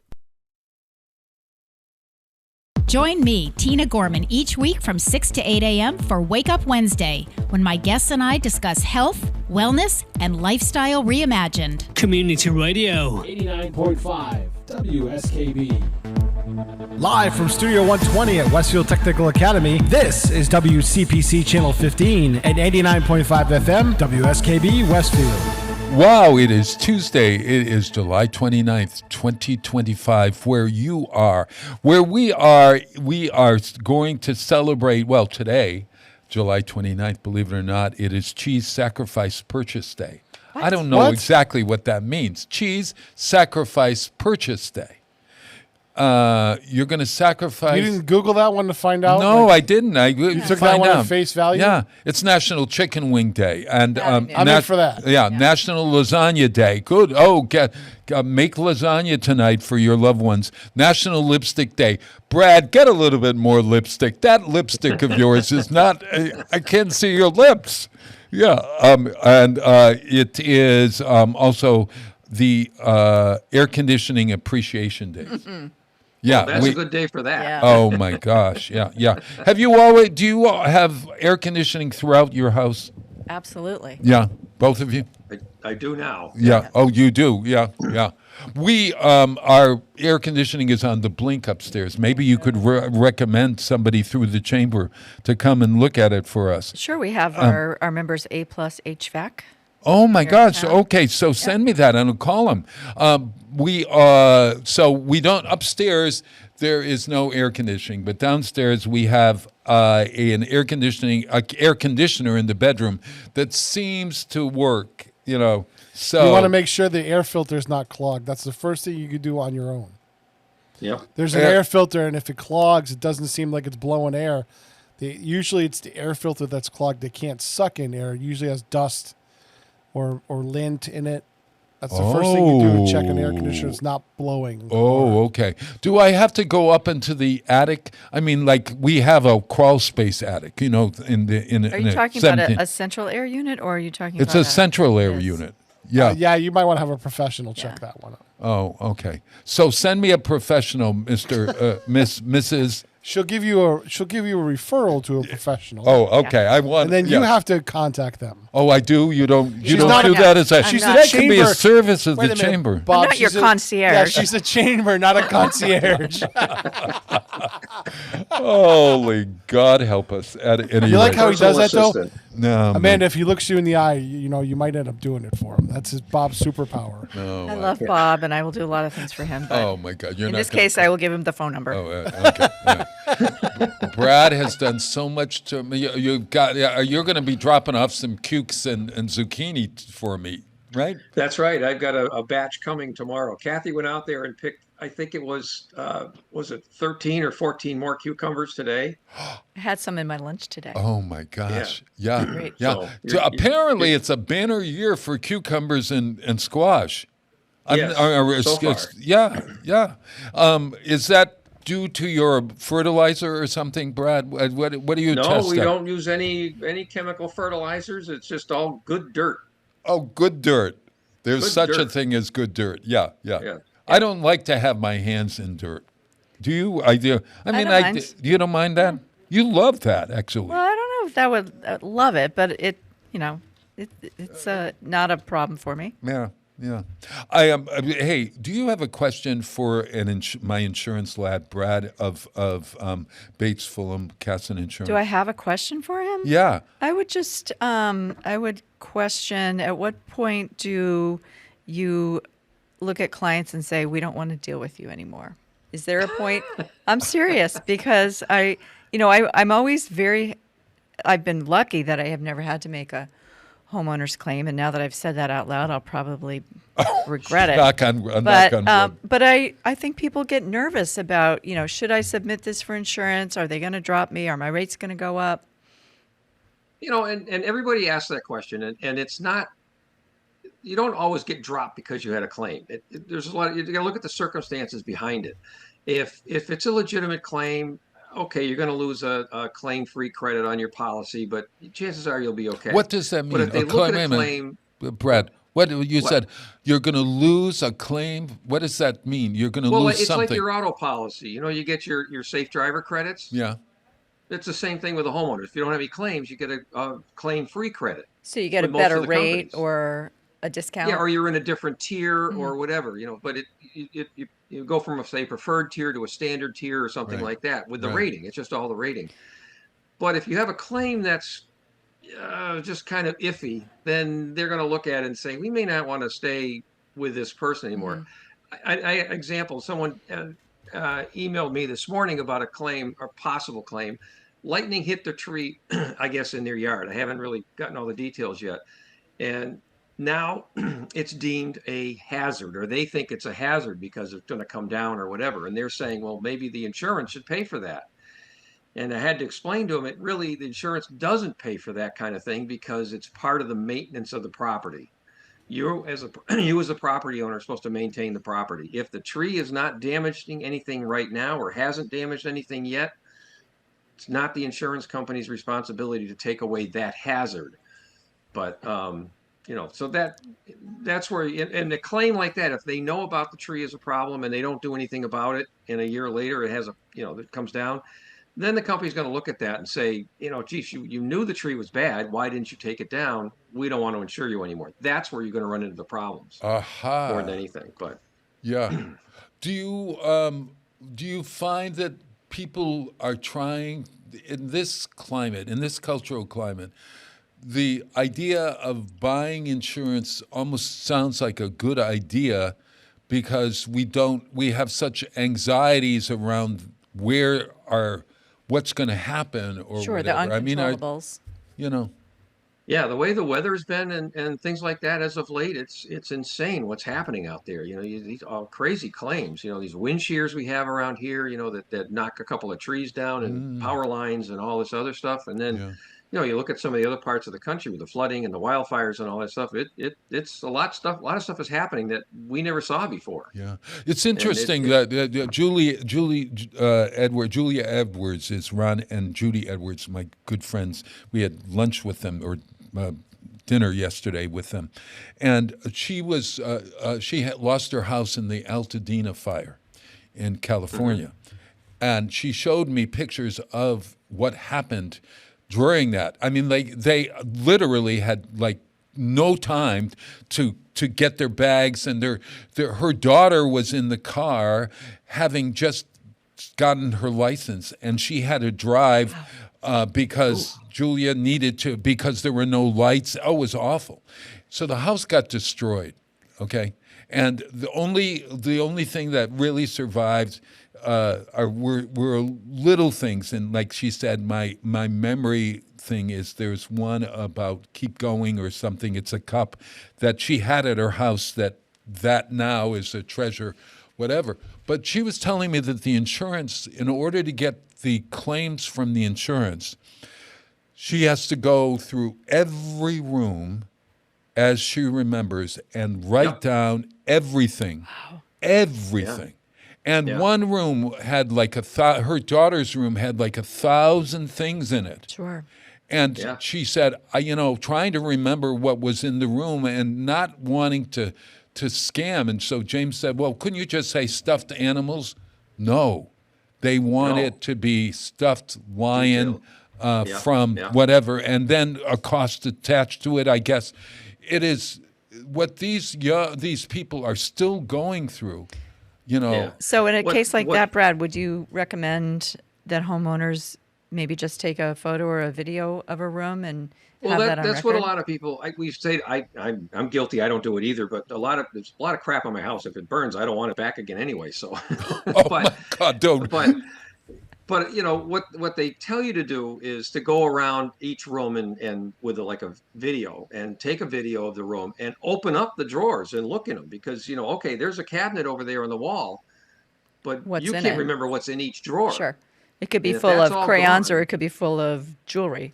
Could I open a drawer? Could I open my drawer and say, okay, I had 4 sets of underwear or underpants and whatever? I mean, like. 4 is not enough, Bob. Or no, 4 wouldn't be enough. Oh, yeah. At least 7. But, they're going to be, with things like clothing and furniture and stuff you're going to be pretty much, they're going to look at you and the way you were living and stuff like that and figure out that, that makes sense for what you've got. But if you say, well, I had, $50,000 worth of jewelry stuck in this drawer over here, it's all gone now, they're going to question that a little bit. And plus, you should have that scheduled on your policy anyway. So, sure.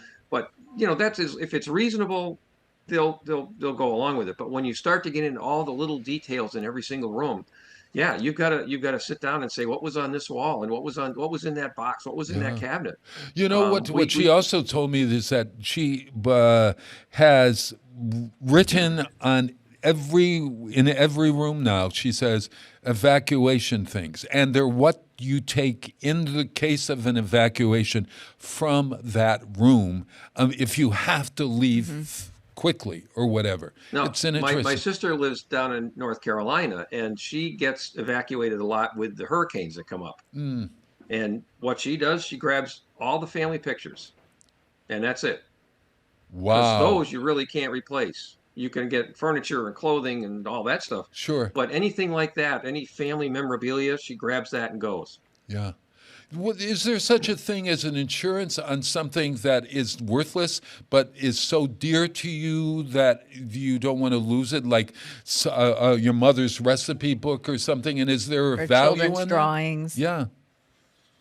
The only way, if you'd have to have like an appraisal of that, someone to write a third party write a written appraisal of that, and it's very difficult to put a value on sentiment. The sentimental value, you really can't. It means a lot to you, but it doesn't mean a darn thing to anybody else. That's the problem. Would let's say you had your mother's recipes in a notebook, and it was a leather-bound notebook, then you would make a claim for the leather-bound notebook itself, not what was in it? Correct. Yep.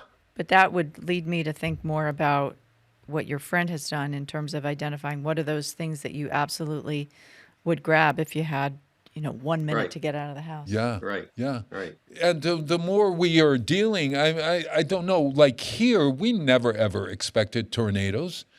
Right? Do you? I mean, like that was that the or that snowstorm that we had on. Oh yeah, you were there at my house. Same year. The ice storm the Halloween ice storm. The Halloween ice storm that Bradley and I and Adam and company, we were having dinner at my house, watching the storm, not thinking that we wouldn't be able to get out or whatever. We weren't watching the storm. We had candles lit and we're sitting there joking, and we went out go. You were having a bourbon.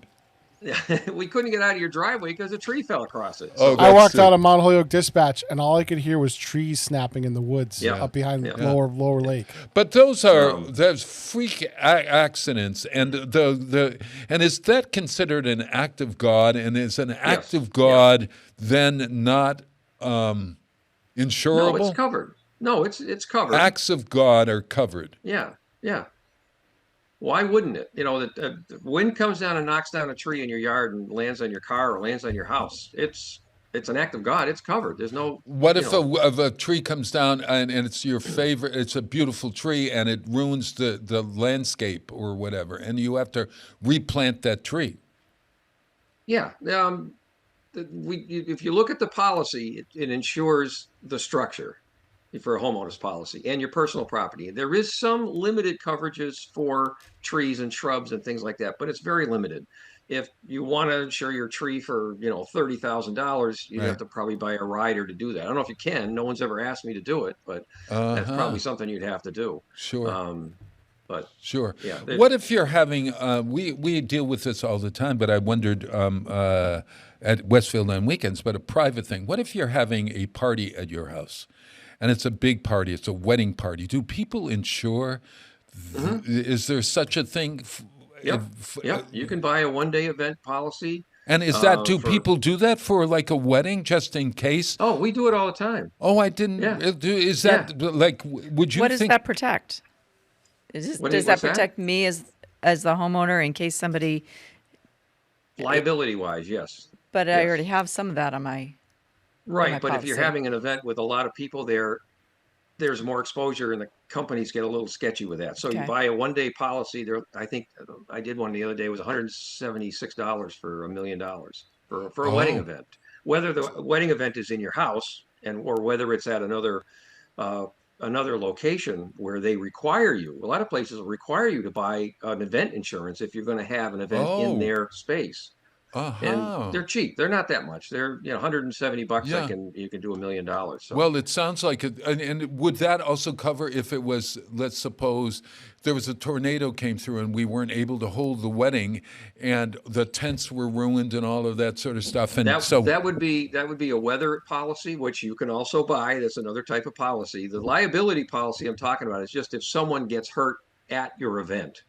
Oh, okay. But you're talking about a property loss where the wind comes by and wrecks the whole thing, or you're going to have a wedding and in 2 days and a blizzard comes through and shuts everything down. You can buy weather insurance. It's like or sickness insurance. What if the bride gets sick the night before the wedding or something? I was at a wedding where the bride had COVID. And she didn't tell anybody because, she kept her distance, but she didn't tell anybody because they had rented this place. What are you going to do? I know. I haven't bumped into that with buying, health insurance basically for a one-day event, but I have done the liability insurance for it. Wild. Hey, let's take one last. Do we have time for a break, Peter, or should we go further? Oh, you could do a break real quick because you're going to. I would love to have that Velvet Underground song called what is it called? Keep It Cool or something. It is. Who's in the Velvet? Yeah, who's in the Velvet Underground? That's so cool. What a cool cat. Lou Reed. Lou Reed, you got it. Yeah, Lou Reed. Yeah. Reed, yes. All right, let's take the final break then, and we'll be back. Okay, we'll be back, and then we want to talk just a little bit about what we're reading. Brad, think about what you're reading. Employing over 140 skilled platers, painters, and technicians, Westfield Electroplating was founded in 1946 and was the first company in the country to achieve National Aerospace and Defense Contractor Program accreditation, proudly maintaining that status for over a decade. Westfield Electroplating provides over 50 quality finishes to meet your corrosion, cosmetic, or performance needs. On the web at www.westfieldplating.com or 413-568-3716. Westfield Electroplating, putting the finishing touches on technology. Join us every Thursday morning from 6 until at least 7:30. Check out the Bobby G and Company Show right here on WSKB 89.5 Community Radio. 89.5 WSKB. Live from Studio 120 at Westfield Technical Academy, this is WCPC Channel 15 and 89.5 FM WSKB Westfield. Wow, it is Tuesday where you are, July 29th, 2025 and counting. Look at those cucumbers. Those are big cucumbers. My, those Wow. are some, you got it, some Brad. cucumbers. Those are going to be, oh my God, I can't wait. I'm Hey, going Bob, to make. can I steal a few to make some dill pickles? We'll have to talk to Bradley. Yes, yeah. Brad, you want to give me a couple extra and so that Peter can make a dill pickle? I'll see if I can get you a couple extra too. I think So- you should get some of those pickles, though. Oh, then yes, yeah. Okay. Hey, what are you reading? You are reading? You just finished a book. I just finished a book last night. I stayed up past my bedtime. No. I did, which I often do. Always have a book going. So last night I finished something really special. It's called No Fault of His Own. It is a fictionalized telling of a real story that happened to a friend of mine, and she is the author of this book. Her name is Gina Biskupic. She's a Westfield resident. Biskupic, Bisqupic. No Q. Biskupic. Gina is a speech and language pathologist. She lives in Westfield. Her kids went through Westfield schools, and she wrote this unbelievable story of a middle-aged man, his family, and their journey through just his health decline. And I don't want to give too much away from it, but it was absolutely a degenerative disease. A degenerative disease that just turned their worlds upside down. And the way Gina wrote this story, it was just incredibly moving. I couldn't put the book down, and I cannot recommend it highly enough. So, No Fault of His Own by Gina Biskupic. And in fact, Gina is having a book signing Wednesday, tomorrow, right, at the Panera in West Springfield, starting at 4:30 in the afternoon. So if you want to stop by and get a signed copy of that, and it's a fundraiser for the cause. That's the focus of the book. Okay. We must talk to Gina because maybe Gina would like to come and do a book signing at Westfield on weekend. I am sure that she would. Or even come on and talk to me about it. We'd love to. Let's do it all. Yes, you can come on with her. I'll connect you. All right. Sounds good. Bradley, what are you reading? Well, right now I am reading Bill Bryson's The Road to Little Dribbling. Oops, I can't count. That's great. The Road to Little Dribbling. Yes, it's about his travels through England. What animal was that on the cover? It was a sheep. Okay. Oh, Brad. He drew a line from the bottom of England to the very top, and that you could go from one end to the other without crossing any salt water. And that is the route he's taking. I just started it, so I haven't really gotten into it too far yet. Bill Bryson is the one that wrote the Walk Through the Appalachian Mountains. In the Woods. Walk in the Woods. Yes. And I'm reading his book that is called, it's about rooms in an English mansion, and it gives the history of the kitchen, the bathroom, the bedroom, the hall, etc. And it goes from top to bottom. What the heck is the name of that book? I don't know. But if you Bill Bryson is spelled Bryson. He's a very entertaining writer. Yes, he's wonderful writer. Yes. Oh, the history. It's the history of. Well, he wrote the history of everything else, but the history of something. And I can't. Oh God, I don't know. Oh, maybe the history of the house, the history of the room. I don't know. I have read this book called Martyr by Keva Akbar, and it was a real award-winning top book of last year on many lists. The man is an Iranian poet, is an American Iranian poet. Married to another, his wife is a poet as well, and so this is his first novel, and it is the most interesting book I've read in a long time.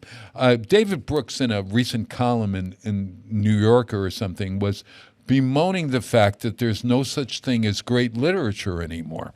And I think that he is a little bit mistaken. Yeah, I disagree. Oh my gosh.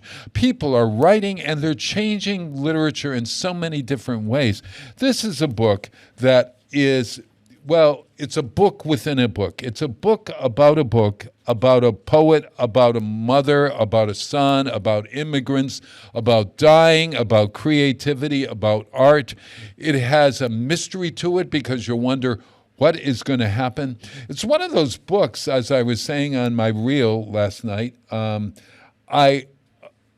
great writer can have you wondering as you read the book, what the heck is going on? Have you ever thought about that when you're reading a book? I'm not sure I know what's going on, but I want to read further. Oh my God, where was that? Who is that? I don't know what this is. And I oftentimes within this book, I would go, I don't know what the hell is happening. Okay? If I say that too many times, I lose interest because I don't want to feel like I'm not able to put all the pieces together. Well, are you feeling like you can put the pieces together? Yes, yeah. Okay, yeah. Well, what happens is maybe in this chapter I'm going, I'm not sure who this is or what's happening, but then you say, I'm going to read to the next chapter, and the next chapter goes, oh my God, this writing is so beautiful. This story is so beautiful. Now I'm beginning to understand it. And then 2 chapters later, I'm going, I still don't understand it. And I'm going like that. But a great writer pulls it all together. In the last 70 pages of this book, he pulls it all together. Good. And at the end, you're going, oh my God, I want to read the book again because now I know where he was going, so I can have a different experience of reading when you know where it's going. Yes, and all of those mysterious pieces, I think you pick up more on the second reading, and things that seemed innocuous suddenly have more meaning. Absolutely. And his writing is so beautiful. I'll give you just a little taste of the plot. His mother died this is fictional. Mm-hmm. But just a little bit, Bob. You only got about 3 minutes. Okay. But thank you. That's really good. No, let's see if I can do it. I don't know. But the writer's mother died in a plane crash in Buffalo, New York, and or the plane was shot down or something by mistake. And there's a plane that crashed in Buffalo due to ice a couple of years ago. I remember that. Yes, and the mother was on that plane in the book. And the mother then is an Iranian who has come to America, and he's searching for his father and or his mother. And at any rate, you got to read the book. I'm going to read it again. It's so good. Beautiful book. Kaveh Akbar's Martyr with an exclamation point. You know the book is good when it has an exclamation point. Like I'm going to put an exclamation point on both of you. Brad Casson, exclamation point. Commonly known in question mark would be the thing. Commonly known as in the insurance mystery world as Policy Man. I would say Risk Man. Risk Man. There you go. That's Risk Man. pretty active. And the executive directors of the Greater Westfield Chamber of Commerce in the past all have this underground association, and you are called wonderful in that. Well, thank you. Yes, yeah. Okay. And I am Bob Plass, who's just plain old Bob. And Bob. Nothing plain about you, Bob. Now, go to Westfield on weekends for the great dogs and cool cats of summer information. Get those pictures coming to us, those photos, et cetera. Come on Saturday. We have Up Close and Musical, and all Thursday nights in August are at Westfield on weekends with wonderful concerts. And then there's a Saturday of September concert in September.